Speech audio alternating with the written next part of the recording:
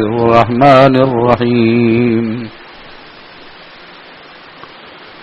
يا أيها الذين آمنوا اتقوا الله حق تقاته ولا تموتن إلا وأنتم مسلمون واعتصموا بحبل الله جميعا ولا تفرقوا واذكروا نعمة الله عليكم إذ كنتم أعداء فألف بين قلوبكم فأصبحتم بنعمته إخوانا وكنتم على شفا حفرة من النار فأنقذكم منها كذلك يبين الله لكم آياته لعلكم تهتدون. بزرگان محترم اور برادران عزیز، اللہ رب العالمین نے رمضان بھی کرا دیا اور اس کے بعد پھر حج والوں کو حج بھی کرا دیا، عید اور بقرعید کی خوشیاں بھی عطا فرمائی پوری امت کو. اللہ تعالیٰ کا شکر ادا کرنا چاہیے. ان تمام خوشیوں کے اندر اللہ رب العالمین نے اپنے فضل و کرم سے یہ کیا کہ صرف خوشیاں ہی نہیں دیں دنیا کی، بلکہ مغفرتیں اور رحمتیں بھی نازل فرمائی. الحمدللہ الحمدللہ. جو وقت گزر رہا ہے زندگی کا وہ ایک نعمت ہے. آدمی دنیا میں رہ کر جو کچھ اس وقت کر لے گا زندگی میں مرنے سے پہلے وہ کارآمد ہے. جب آخرت میں دوبارہ اٹھایا جائے گا وہاں چاہے کہ میں کچھ اب کر لوں نیک کام، اب نہیں ہو سکتا. جو کچھ کرنا ہے وہ اسی ہے. آج جو کرنا ہے کر لے، آج ہی کر لے. الحمدللہ بہت سے لوگوں کو توفیق عطا فرمائی، اور جن لوگوں کو ان زمانوں میں بھی کوئی توفیق نہ ہوئی نیکی کی، خیر کی، ایسا کوئی مسلمان تو شاذ نادر ہی کوئی ہوگا، ورنہ کچھ نہ کچھ تو خیر کا کام کرتا ہے. اللہ تعالیٰ اسی کے اندر برکت عطا فرما دے. اور جن کو بالکل بھی توفیق نہ ہوئی وہ توبہ اور استغفار کریں، تلافی کی کوشش کریں. حج کے ماشاءاللہ ہمارے بہت سارے اب حاجی واپس آ چکے ہیں اور آ رہے ہیں، مسلسل فلائٹیں واپس آ رہی ہیں. جس شخص نے حج کے قواعد کے مطابق وقت گزارا، کسی سے لڑائی جھگڑا نہیں کیا، حج کے شرائط اور احرام کی پابندیاں پوری کی. حدیث میں آتا ہے کہ واپس ایسا آتا ہے گناہوں سے پاک ہو کر جیسا ماں کے پیٹ سے پاک پیدا ہوا تھا. ان کے لیے بھی بہت بڑی سعادت ہے اور قابل مبارکباد ہے یہ بات کہ اللہ نے عظیم الشان فریضہ حج سے ان کو مالا مال کیا اس کی ادائیگی سے، اور پاک کر کے بھیج دیا. ان سے بھی اس وقت کا مطالبہ ہے کہ جب آدمی نئے کپڑے پہنتا ہے دھلے ہوئے تو کوشش کرتا ہے کہ اس پر داغ دھبے نہ آئیں، اور داغ دھبا آ جائے کوئی تو برا لگتا ہے صاف ستھرے کپڑوں پر. اب پاک صاف ہو کر واپس آئے ہیں، لوٹے ہیں، اس کا اہتمام کریں کہ پھر دھبا نہ لگ جائے گناہوں کا، بندوں کے حقوق کی ادائیگی میں کوتاہی کا، اس کا اہتمام کیا جائے. عبادتوں سے، حج سے بڑے بڑے کبیرہ گناہ بھی معاف ہو جاتے ہیں کیونکہ توبہ کی توفیق ہو جاتی ہے. ایسا تو شاذ و نادر کوئی ہوتا ہوگا جو حج میں جائے اور توبہ نہ کرے،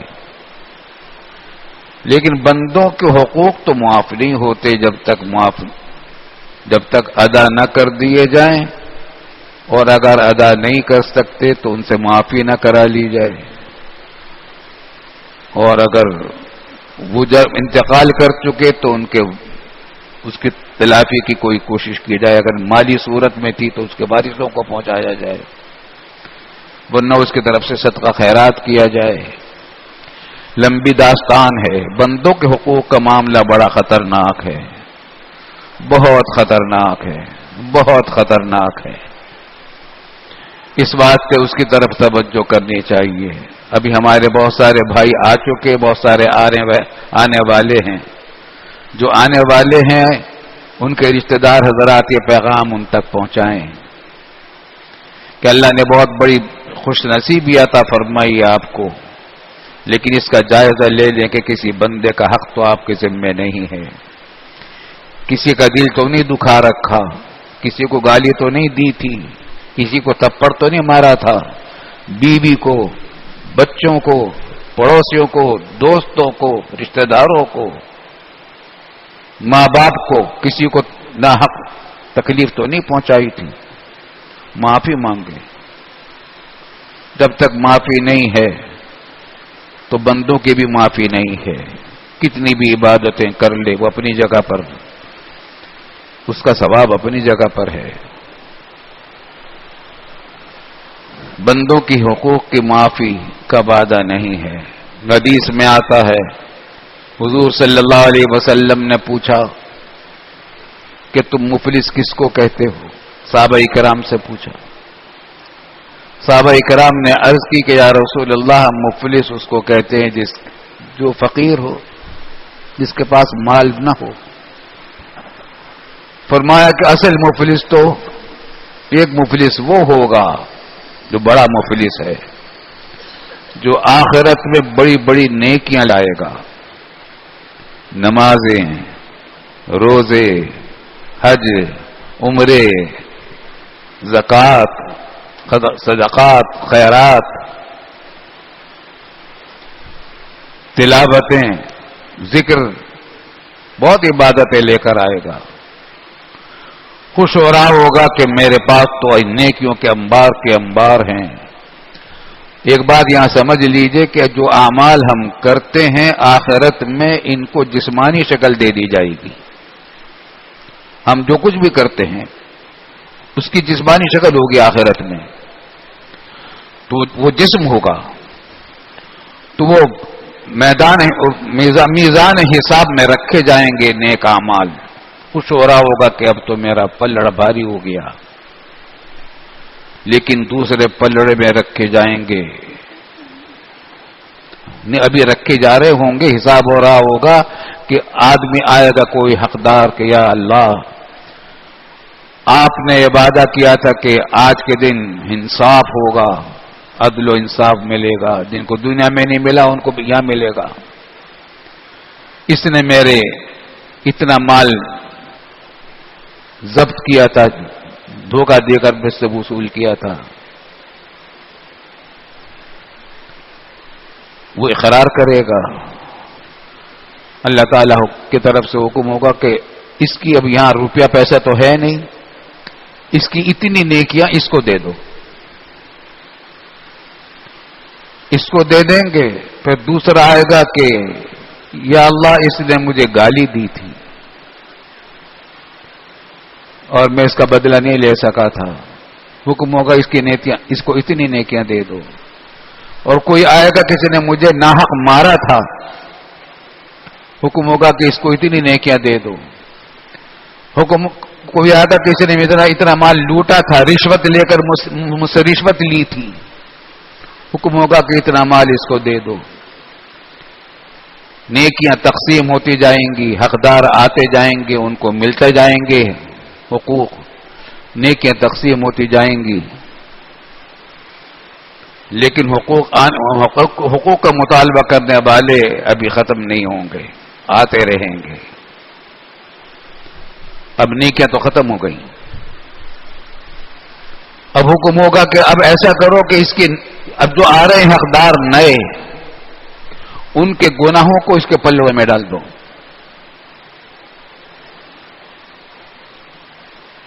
ان کے گناہ پلڑے میں ڈالے جائیں گے. دوسرا آئے گا، تیسرا آئے گا، چوتھا آئے گا، اس کے گناہ پلڑے میں جائیں گے.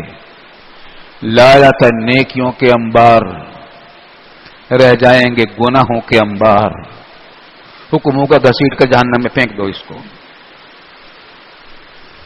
چنانچہ جہنم سے جن بوجھ تمام مومنین کو نکال لیا جائے گا بالآخر، کسی کو جلدی، کسی کو بہت تاخیر سے، لیکن ان میں بہت سے لوگ وہ بھی ہوں گے جن کے چہروں پر نمازوں کے نشان ہوں گے، ان کی نمازیں اپنی جگہ پر ہیں، لیکن حقوق نے مار ڈالا ان کو۔ اگر جتنے زیادہ حقوق مار رکھے ہوں گے اتنی نمازیں ختم ہو جائیں گی۔ اللہ پناہ میں رکھے، اللہ تعالیٰ پناہ میں رکھے۔ بندوں کے حقوق کے معاملے میں اللہ تعالیٰ رعایت نہیں کرتے، اپنے معاملے میں تو رعایت کر دیتے ہیں۔ ان کے حقوق کی ادائیگی میں کوتاہی ہوئی ہے، عبادتوں میں کسر رہ گئی، کوتاہیاں ہو گئیں، نماز میں، روزوں میں، توبہ کرے گا آدمی اس طرح توبہ معاف ہو جائے گا، توبہ نہیں کرے گا تو ان سے بھی مواخذہ ہوگا۔ جب تک تلافی کر سکتا ہے زندگی میں نمازیں اگر کسی کے رہ گئی ہیں، روزے رہ گئے ہیں، تو کوشش کرے قضا نمازیں پوری پڑھنے کی، کوشش میں لگا رہے، توبہ اور استغفار بھی کرے تو مغفرت ہو جائے گی۔ لیکن بندوں کا معاملہ تو بڑا نازک ہے، اس بات پہ اس کی فکر کرنی چاہیے۔ اور یہ صرف حاجی حضرات ہی کے لیے میں نہیں کہہ رہا، ہم نے قربانیاں کی ہیں، ایک ایک بال پر نیکیوں کے وعدے ہیں، ہر بال پر ایک نیکی کا ثواب ہے جانور کی۔ ایک جانور کے بدن پر کتنے بال ہوتے ہیں، ہر بال پر ایک نیکی، کروڑوں اربوں کھربوں نیکیوں کا اللہ نے فضل فرمایا۔ لیکن یہ دیکھ لیں کہ ہم نے کتنے لوگوں کا دل دکھا رکھا ہے۔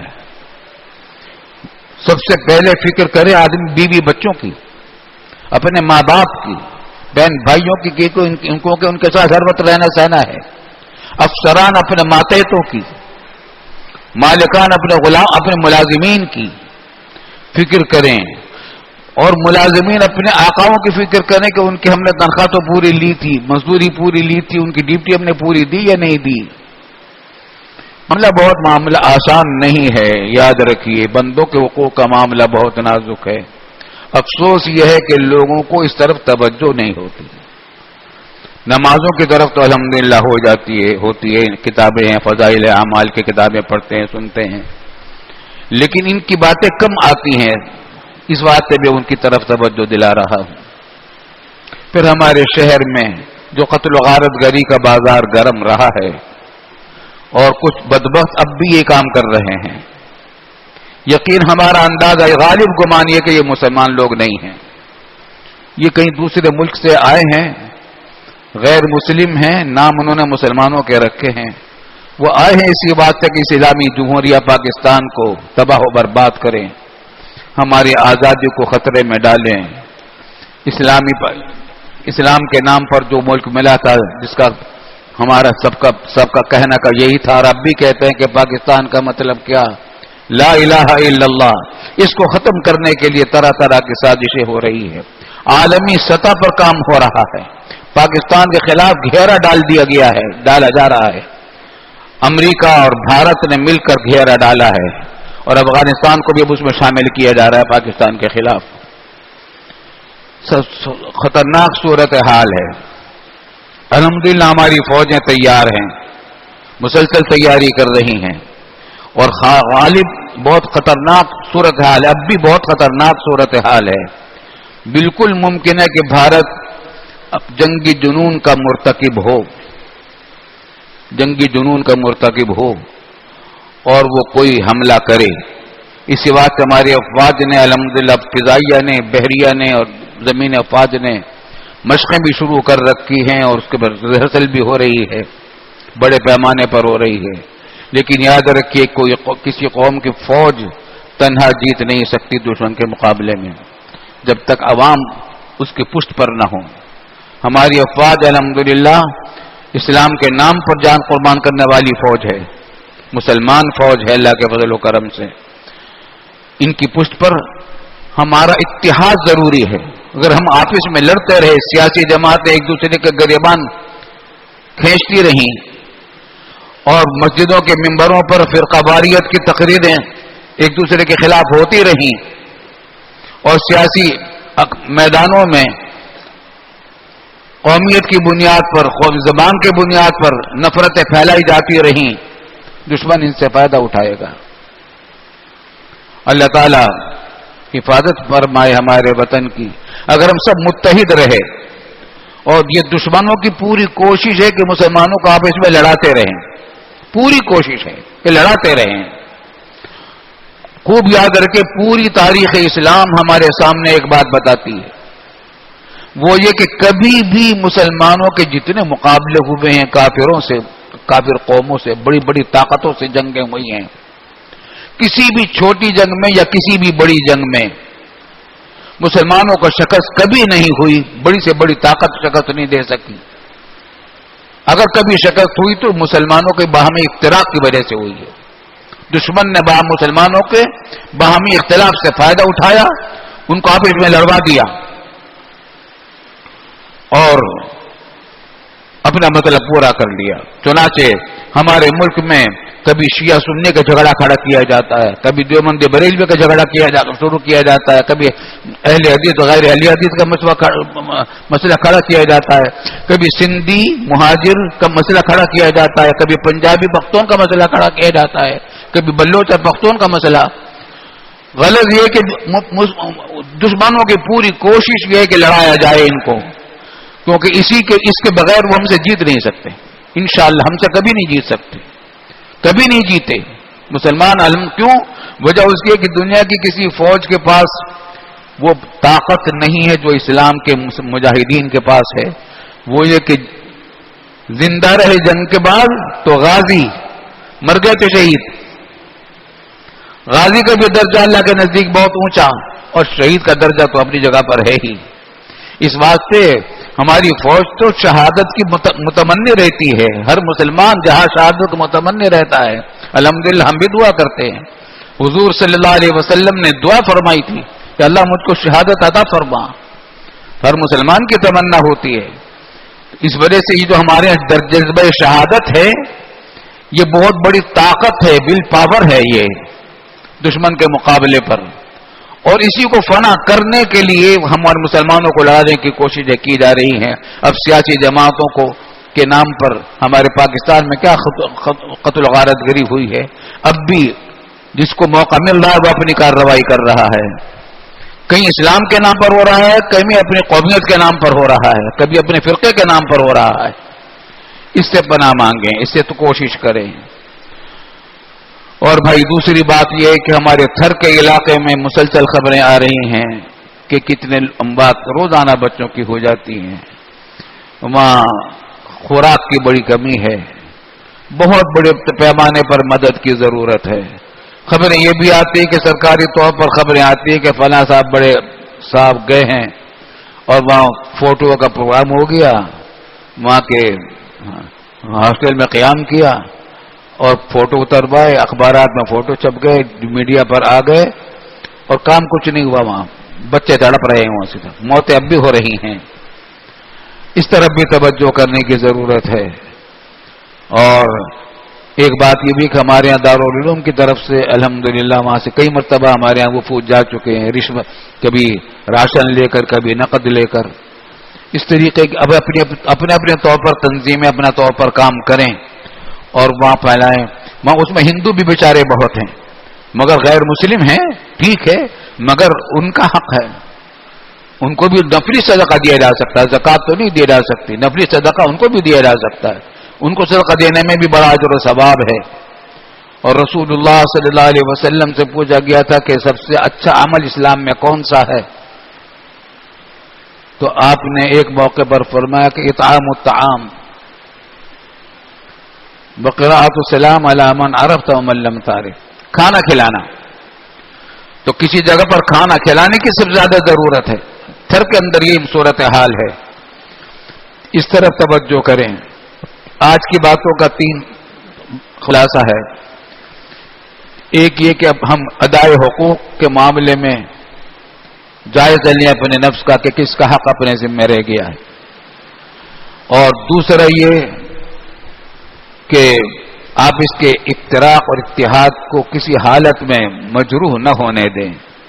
دشمنوں کی کتنی بھی تدبیریں آ جائیں، اخبارات میں، میڈیا میں کتنی باتیں بھی آ جائیں، مشتعل نہ ہو آپ اس میں ایک دوسرے کے خلاف. حتیٰ کہ پاکستان کے غیر مسلموں کے ساتھ بھی آپ کو تشدد کا معاملہ نہ کریں. اور تیسری بات یہ ہے کہ جو تھر کا علاقہ ہے یا کئی دوسرے علاقوں میں لوگ بہت مفلوق الحال زندگی گزار رہے ہیں، ان کی خبر گیری کی جائے. بلکہ جو حضرات آئندہ نفلی حج کا ارادہ رکھتے ہیں وہ بھی سے اس بات کا سوچ لیں کہ نفلی حج میں جانے کی بجائے یہ پیسہ ہم خرچ کریں گے اپنے پاکستانی ضرورت مند حضرات کے اوپر. انشاءاللہ اس کا ثواب زیادہ ملے گا. اللہ تعالی ہمیں سب کو اس کی توفیق عطا فرمائے. ایک بات اور، بندوں کے حقوق جو رہ جاتے معاملہ نازک بہت ہے. بہت سے لوگوں کا ہمیں پتہ بھی نہیں چلتا، یاد بھی نہیں رہتا کہ ہم نے کس کو کوئی تکلیف پہنچائی تھی. زندگی بھر میں بے شمار لوگوں کو ہم سے تکلیف پہنچ جاتی ہے. یاد بھی نہیں رہتا کس کو گالی دی تھی، کس کو لڑائی کی تھی، کس کا پیسہ کوئی رہ گیا تھا. تو جن جن کے بارے میں معلوم ہوتا رہے ان کی تلافی کریں، اور جن کے بارے میں معلوم نہ ہو تو ایک دعا کیا کریں. وہ آپ یاد رکھیں، یا اللہ میرے ذمہ کسی کا جس کا بھی کوئی حق باقی ہے، مسلمان کا غیر مسلمان کا، اپنے کا غیر کا، جو بھی کوئی حق باقی ہے اس کی مجھ کو ادائیگی کی توفیق عطا فرما دے. اور اگر میں کسی وجہ سے ادا نہ کر سکوں تو یا اللہ آپ معاف کر دیجئے، اور اس بندے سے بھی معاف کروا دیجئے، اگرچہ وہ مر چکا ہو اسے معاف کروا دیجئے، اور اس معاف کرنے کا اجر و ثواب آپ اپنے پاس سے اس کو دے دیجئے. اس معاف کرنے کا ثواب اپنے پاس سے اس کو دے دیجئے. یہ دعا کیا کریں، کرنی چاہیے، کرتے رہنا چاہیے. یا اللہ جس کسی کا حق میرے ذمہ رہ گیا ہو، یا اللہ اس کو ادائیگی کے اس کو ادا کرنے کی توفیق عطا فرما. اور اگر میں ادا نہ کر سکوں تو یا اللہ آپ معاف کر دیجئے، اور اس سے بھی معاف کرا کے اس کا اجر و ثواب اپنے پاس سے دے دیجئے. اس کا اہتمام کریں، انشاءاللہ تعالی بیڑا پار ہو جائے گا. اللہ تعالیٰ بیڑا پار کر دے، بیڑا پار کر دے. بیڑا پار ہی تو ہونا ہے، جنت تک پہنچا دے.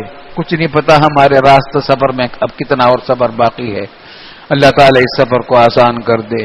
اور جب ہماری آنکھ بند ہو قبر میں پہنچیں تو ہمارے ذمہ کوئی فریضہ اللہ کا باقی نہ ہو، کسی بندے کا حق ہمارے ذمہ نہ ہو. اللہ تعالیٰ ایسا ہی کر دے. وآخر دعوانا ان الحمد للہ رب العالمین.